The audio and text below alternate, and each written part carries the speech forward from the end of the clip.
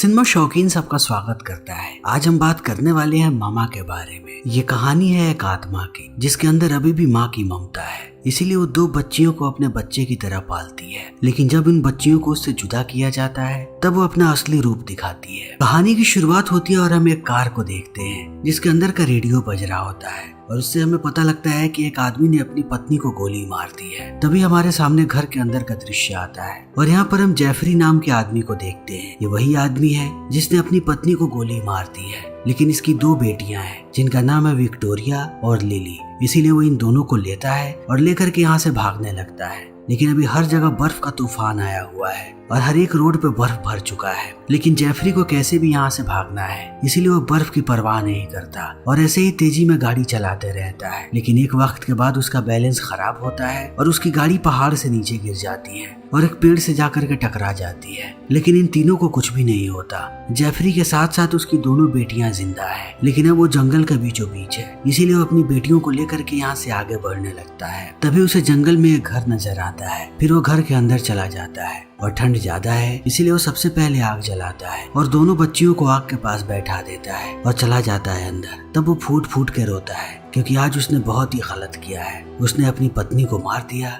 उसके बाद वो अपनी बच्चियों को लेकर के भाग गया और अब उसकी बच्चियां भी परेशानी में हैं। इसीलिए वो अपने आप को बहुत कोसता है और अंत में निश्चय करता है कि वो अपने आप को मार लेगा। तब उसे एहसास होता है कि उसके मरने के बाद दोनों बच्चियां अकेली हो जाएंगी। इसीलिए वो निश्चय करता है कि वो अपने साथ साथ दोनों बच्चियों को भी मार देगा। फिर वो अपनी बंदूक निकालता है और जाता है विक्टोरिया के पास और सबसे पहले उसके ग्लासेस निकाल देता है और वो उस पर गोली चलाने ही वाला होता है। तभी यहाँ पर हम एक आत्मा को देखते हैं जिसका नाम है मामा। और मामा नहीं चाहती कि ये दोनों बच्चियां मरे, इसीलिए वो जोफ्री की जान ले लेती है और दोनों बच्चियां यहाँ पे अकेली रह जाती हैं इस घर में। फिर समय ऐसे ही बीतने लगता है और देखते ही देखते 5 साल का वक्त बीत जाता है। तब हम जेफरी के जुड़वा भाई को देखते हैं जिसका नाम है ल्यूक। और ल्यूक कैसे भी उन दोनों बच्चियों को ढूंढना चाहता है क्योंकि वो उनका अंकल है और वो पिछले 5 साल से इन बच्चियों की तलाश में है। तभी हम 2 शिकारियों को देखते हैं जिन्हें जेफरी की गाड़ी मिल जाती है। फिर वो अपने कुत्तों का इस्तेमाल करते हैं और पता करवाते हैं कि वो दोनों बच्चियां कहाँ पे हैं। फिर वो पहुंचते हैं उस घर के अंदर। तब हम दोनों बच्चियों को देखते हैं जो देखने में बहुत ही भयानक लग रही है और वो एक जानवर की तरह बन गई है। वो 2 पैरों पे नहीं चलती बल्कि वो चलने के लिए अपने हाथों का भी इस्तेमाल करती हैं क्योंकि उन्हें एक आत्मा ने पाला है। इसीलिए वो धीरे धीरे अपनी शाचर बन चुकी हैं। फिर वो इन दोनों पे हमला करती हैं।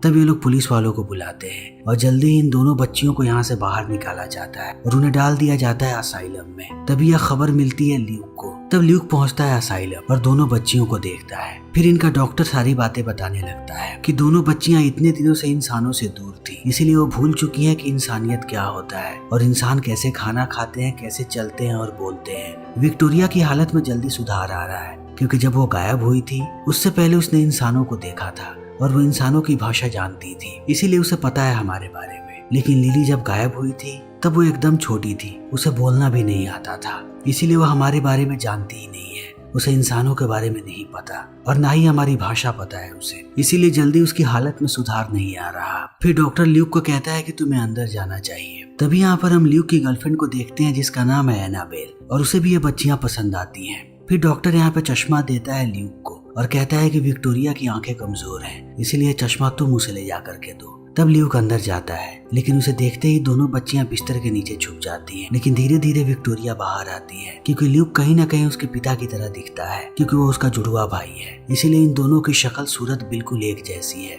फिर ल्यूक उसे चश्मा देता है और जैसे ही विक्टोरिया चश्मा पहनती है उसे बेहतर नजर आता है, इसीलिए वो ल्यूक के करीब आने लगती है। फिर ये सारे लोग पहुंचते हैं कोर्ट में ताकि ल्यूक को बच्चों की कस्टडी मिल सके। तब डॉक्टर इन दोनों बच्चियों के बारे में बताने लगता है कि पिछले 87 डेज से वो उनका उपचार कर रहा है और उनकी हालत में सुधार आ रहा है और जल्दी वो ठीक भी हो जाएंगी। लेकिन जब वो उनका उपचार कर रहा था तब ये बच्चियां किसी से बात कर रही थी जिन्हें ये मामा कह के बुलाती थी और उसके बारे में हमें कुछ नहीं पता, ये शायद उनके दिमाग की उपज है। तब यहाँ पर कस्टडी की बात होने लगती है। तभी हम एक और औरत को देखते हैं यहाँ पे जिसका नाम है पुडोल्स्की और पुडोल्स्की लिली और विक्टोरिया की माँ के घर से है, इसीलिए वो भी उनकी कस्टडी चाहती है। लेकिन सारी चीजों को देखने के बाद कस्टडी दे दिया जाता है यहाँ पे ल्यूक और एनाबेल को। तब वो लोग अपने नए घर में शिफ्ट होने लगते हैं, लेकिन ल्यूक बात करता है पुडोल्स्की से और उसे कहता है कि अगर तुम चाहो तो सप्ताह में एक बार आ सकती हो बच्चियों के पास। तभी हम डॉक्टर को देखते हैं जो विक्टोरिया से बात कर रहा होता है और वो जानने की कोशिश करता है कि आखिर मामा कौन है। तब वो बताती है कि पिछले 5 साल से मामा ने ही इन्हें पाला है, उसने इन्हें खाना खिलाया है और दिन रात इनकी देखभाल की है। तब डॉक्टर पूछता है कि आखिर मामा कौन है। तब वो मामा की कहानी बताती है कि वो पागल खाने में हुआ करती थी अपने बच्चे के साथ, लेकिन एक दिन वो अपने बच्चे के साथ वहाँ से भाग गई। लेकिन उसे पता था कि ये लोग दोबारा उसे पकड़ लेंगे और पकड़ने के बाद उसे ऐसे ही टॉर्चर करेंगे। तब उसे लगा कि अगर वो अपने बच्चे को लेकर के खाई में कूद जाए तब कहीं उसका बच्चा जिंदा बच जाए, इसीलिए वो बच्चे को लेकर के खाई में कूद गई। लेकिन रास्ते में उसका बच्चा लटक गया और मामा नीचे गिर गई।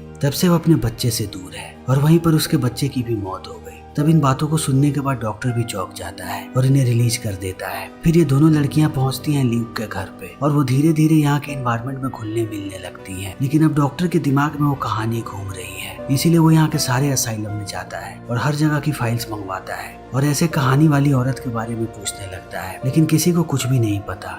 तब एक दिन यहाँ की नन उसे एक फाइल देती है और बताती है कि ये फाइल बहुत ही पुरानी है। सन 1800 में एक महिला ऐसी हुआ करती थी जिसके बारे में लोगों का कहना है कि उसके साथ ऐसा ही हुआ था। तब डॉक्टर और भी चीजों के बारे में पता लगाने लगता है। तभी दूसरी तरफ हम ल्यूक और एनाबेल को देखते हैं और जब ये दोनों इंटीमेट हो रहे होते हैं तभी शीशे में एनाबेल यहाँ पे देखती है मामा को, इसीलिए वो डर जाती है। लेकिन ल्यूक को इन बातों पर विश्वास नहीं होता, उसे लगता है कि घर के अंदर कोई घुस आया है, इसीलिए वो एक हथौड़ा उठाता है और बाहर बच्चियों के पास जाने लगता है कि कहीं कोई उन्हें चोट ना पहुंचाए। लेकिन वो जैसे ही दीवार के पास जाता है उसे दीवार पे काले धब्बे नजर आते हैं। फिर देखते ही देखते उन धब्बों से मम्मा बाहर आती है और वो धक्का दे देती है ल्यूक को नीचे। फिर ल्यूक के सर पे इतनी गहरी चोट लगती है कि वो टेम्पररी कोमा में चला जाता है, इसीलिए अब एनाबेल अकेली है और वही इन बच्चों की देखभाल करती है। तब वो देखती है कि इन लोगों ने दीवार पे बहुत ही अजीबोगरीब पेंटिंग्स बना रखी है, इसलिए वो डॉक्टर को यहाँ पे बुलाती है। तब डॉक्टर भी इन सारी ड्राइंग्स को देखता है और उसके साथ साथ उसे यहाँ पे एक गुड़िया भी नजर आती है जिसे इन बच्चियों ने ही बनाया है। तब डॉक्टर को याद आता है कि जिस घर से इन्हें लाया गया था वहाँ पर भी एक ऐसी ही गुड़िया थी। फिर डॉक्टर इन सारी चीजों को भी नोट कर लेता है और एनाबेल ऐसे ही बच्चियों के साथ रहने लगती है। लेकिन बार बार एनाबेल को यहाँ पे आवाजें सुनाई पड़ती हैं कि वो बच्चियां किसी औरत के साथ खेल रही हैं, इसीलिए वो रात में आती है इनके कमरे के अंदर और वो हर जगह देखती है कि वो औरत कहाँ पे है, लेकिन उसे वो औरत कहीं पे नजर नहीं आती। तब एनाबेल यहाँ का क्लोजेट भी खोल के देखती है, लेकिन कहीं कुछ भी नहीं होता। फिर वो इस बारे में बात करती है डॉक्टर से और कहती है कि मुझे लगता है कि हर रात में यहाँ पे एक औरत आती है इन बच्चियों से मिलने के लिए। तब डॉक्टर कहता है कि ऐसा कुछ भी नहीं है, उस औरत की आवाज कोई और नहीं बल्कि विक्टोरिया निकालती है। जब मैं उसका उपचार कर रहा था और वो अकेली होती थी तब वो औरत की आवाज निकालती थी ताकि वो अपनी छोटी बच्ची को समझा सके कि उसे क्या करना है। इसीलिए मुझे लगता है कि विक्टोरिया को धीरे धीरे मल्टीपल पर्सनालिटी डिसऑर्डर भी हो रहा है। फिर इन बातों को सुनने के बाद अब एनाबेल भी शॉक होने लगती है। तभी हम ल्यूक को देखते हैं और अब ल्यूक के सपने में जेफरी आता है और वो उसे बताता है कि वो दोनों बच्चियां बहुत ही जल्द बहुत बड़ी परेशानी में फंसने वाली हैं।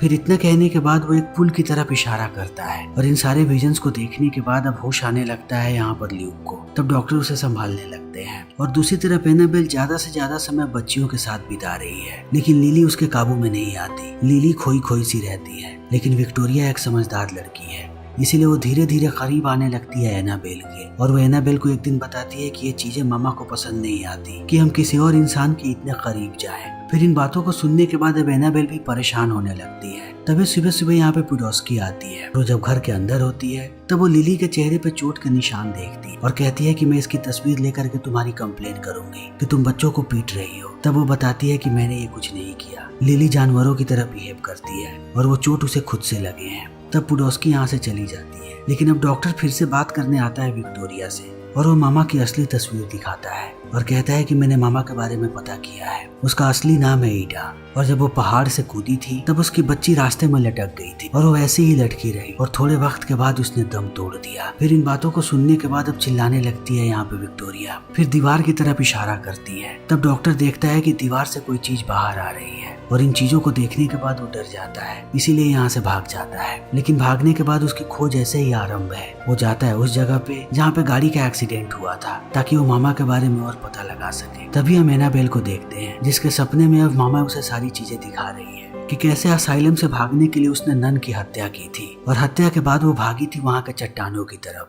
और वो पहाड़ से नीचे कूद गई थी। तब उसकी बच्ची रास्ते में ही लटक गई थी। तभी हम लिली को देखते हैं जिसे मामा नजर आती है जो उसे घर के बाहर बुला रही है। तब लिली जाती है विक्टोरिया के पास और कहती है कि मामा के साथ खेलने जाना है। तब विक्टोरिया मना कर देती है और कहती है कि हमें घर के अंदर ही रहना चाहिए। लेकिन लिली सबसे ज्यादा करीब है मामा के, इसीलिए वो बाहर चली जाती है। तभी हम डॉक्टर को देखते हैं जो उसी वीरान घर के अंदर जाता है जहाँ पर लिली और विक्टोरिया रहे थे और वो हर जगह की तस्वीरें लेने लगता है। तब उसे दीवार पे सिर्फ और सिर्फ काले धब्बे नजर आते हैं और एक वक्त के बाद जब वो तस्वीर लेता है तब मामा उस पर हमला कर देती है और देखते ही देखते उसकी हत्या कर देती है। तभी यहाँ पे सुबह हो जाती है और सुबह सुबह जैसे ही एनाबेल जगती है वो आती है बच्चों के कमरे में। तब उसे विक्टोरिया नजर आ जाती है लेकिन उसे लिली कहीं भी नहीं मिलती। तब वो खिड़की के बाहर देखती है। तब उसे पता लगता है कि लिली पेड़ के नीचे सो रही है, इसीलिए वो भागती हुई जाती है बाहर क्योंकि बाहर बहुत ठंड है। फिर वो लिली को गोद में उठाती है और उसे अंदर लेके आ जाती है और उसके हाथों को गर्मी देने लगती है क्योंकि उसे पता है कि लिली को ठंड लग रही होगी। तब लिली थोड़ी देर अपने हाथों को छुड़ाने की कोशिश करती है लेकिन एक वक्त के बाद उसे एहसास होता है कि एनाबेल उसकी मदद करना चाहती है, वो उसकी परवाह करती है और वो सच में प्यार करती है उससे। तभी यहाँ पे विक्टोरिया आ जाती है और वो देखती है कि अब लिली भी कहीं ना कहीं करीब जाने लगी है एनाबेल के, इसीलिए वो समझाती है एनाबेल को कि मामा को ये चीजें पसंद नहीं आएंगी, उन्हें पसंद नहीं कि हमारे करीब और भी कोई आए। लेकिन एनाबेल इन्हें समझाती है कि कुछ भी नहीं होगा। फिर वो सारे के सारे खिड़कियों को बंद कर देती है ताकि रात में ये लोग बाहर न जा सकें। तभी विक्टोरिया नीचे जाती है और वो सबके लिए नाश्ता बनाती है और सबको नीचे बुलाने लगती है। लेकिन अब एनाबेल जाती है बच्चों के कमरे में। विक्टोरिया उसे बार बार मना करती थी कि वो क्लोजेट को ना खोले, इसीलिए अब एनाबेल जाकर के क्लोजेट को खोल देती है। तब उसे अंदर सिर्फ और सिर्फ काले धब्बे नजर आते हैं जिन्हें देखने के बाद वो भी डरने लगती है। तभी यहाँ पे विक्टोरिया आ जाती है और वो फिर से एनाबेल को मना करती है ये सब करने से। तब एनाबेल उससे पूछती है कि तुमने डॉक्टर को क्या कहा था मामा के बारे में, मुझे भी वो बातें बताओ। तब विक्टोरिया कहती है कि मैं आपको कुछ भी नहीं बता सकती। तब एनाबेल सारी पुरानी फाइल्स को देखने लगती है जो डॉक्टर्स ने इनके बारे में लिखी थी। तब यहाँ पे एनाबेल को बहुत सारी चीजें मिलती हैं और यहाँ पर उसे ईडा की तस्वीर मिलती है। तब इन चीजों को देखने के बाद वो तुरंत कॉल करती है डॉक्टर को, लेकिन कोई भी कॉल नहीं उठाता। तब वो विक्टोरिया को लेती है और पहुंचती है डॉक्टर के यहाँ पे, लेकिन वो देखती है कि डॉक्टर यहाँ पे नहीं है, वो कहीं गायब हो गया है। इसीलिए वो उसके ऑफिस के अंदर जाती है और उसके पूरे फाइल को ले आती है जिसमें उसने इस केस के बारे में सारी तफ्तीश की है। फिर वो घर आने के बाद सबको देखने लगती है। तभी दूसरी तरफ हम ल्यूक को देखते हैं जिसे अब होश आ गया है, लेकिन वो बार बार जेफरी के बारे में सोच रहा है कि सपने में जेफरी ने उससे क्या कहा था और वो किस पुल के पास खड़ा था। इसीलिए अब ल्यूक उस पुल की स्केच करता है और थोड़ी देर के बाद उसे पता लगता है कि सच में ऐसा कोई पुल है। इसीलिए वो कार लेकर के निकल पड़ता है उस पुल के पास जाने के लिए। तभी हम एनाबेल को देखते हैं जो सारे फाइल्स को पढ़ती है। तब उसे ईडा के बारे में पता लगता है और उसके साथ साथ वो विक्टोरिया की रिकॉर्डिंग भी देखती है। तब उसे मामा की पूरी कहानी पता लग जाती है और उसे पता लगता है कि ईडा के मरने के बाद उसकी मरी हुई बच्ची की लाश मिली थी अथॉरिटी को।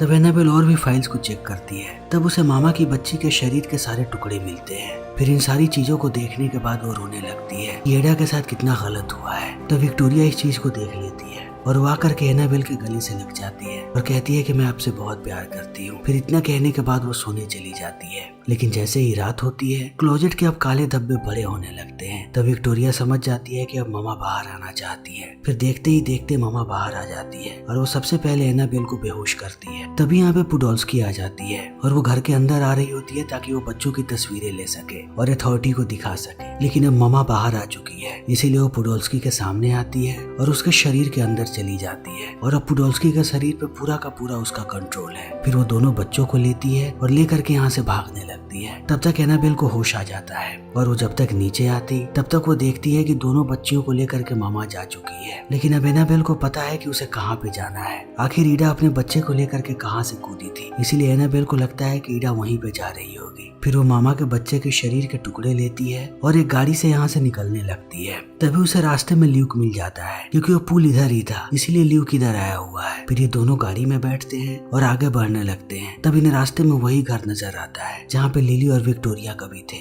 फिर वो चले जाते हैं उस घर के अंदर। तब उन्हें पुडोल्स्की की डेड बॉडी मिलती है जिसकी बॉडी को अब मामा ने छोड़ दिया है, लेकिन पुडोल्स्की की भी मौत हो चुकी है। तब ये लोग भागने लगते हैं उस पहाड़ की तरफ। फिर जैसे ही वो लोग पहाड़ के पास पहुंचते हैं वो देखते हैं कि मामा इन बच्चियों को लेकर के नीचे कूदने वाली है। तब ये लोग जाकर के बच्चियों को पकड़ लेते हैं। फिर जब मामा इनके पास आती है तब एनाबेल मामा से बात करती है और उसे समझाती है और बताती है कि मामा के साथ कितना बुरा हुआ है। फिर इतना कहने के बाद वो उसकी मरी हुई बच्ची के शरीर के टुकड़े दे देती है मामा को फिर मामा इन टुकड़ों को देखने के बाद फूट फूट कर रोती है और वो पहाड़ से नीचे कूदने ही वाली होती है। तभी लिली मामा कह के चिल्लाती है। तब इस चीज को देखते ही मामा रुक जाती है और वो अपनी बच्ची के शरीर के टुकड़ों को फेंक देती है क्योंकि वो इन दोनों को लेकर के जाना चाहती है और वो इस बात को नहीं मानना चाहती कि उसकी बच्ची कभी मरी भी थी। उसे इन दोनों में अपनी बच्ची नजर आ रही है। लेकिन जब वो विक्टोरिया के पास आती है तब विक्टोरिया कहती है कि मैं आपके साथ नहीं जाना चाहती, मैं यहीं पे रहना चाहती हूँ। लेकिन लिली अभी भी मामा का ही हाथ थामती है क्योंकि वो सबसे ज्यादा करीब है मामा के, वो किसी और के साथ नहीं रहना चाहती। तब एनाबेल उसे समझाने की कोशिश करती है लेकिन लिली नहीं मानती। तब मामा लिली को लेती है और पहाड़ से नीचे कूद जाती है और देखते ही देखते यहाँ पे चारों तरफ तितलियां भर जाती हैं और एक तितली आकर के बैठती है विक्टोरिया के हाथ पे। तब विक्टोरिया इन दोनों को कहती है कि लिली हमारा शुक्रिया अदा कर रही है क्योंकि विक्टोरिया को पता लग गया कि अब लिली भी एक आत्मा बन गई है। फिर इसी के साथ ये फिल्म यहीं पे खत्म हो जाती है। तो दोस्तों हमारी आज की ये वीडियो यहीं पे खत्म होती है। अगर आपको हमारी ये वीडियो पसंद आई हो तो इसे लाइक करें, शेयर करें और चैनल को सब्सक्राइब करें। Thank you.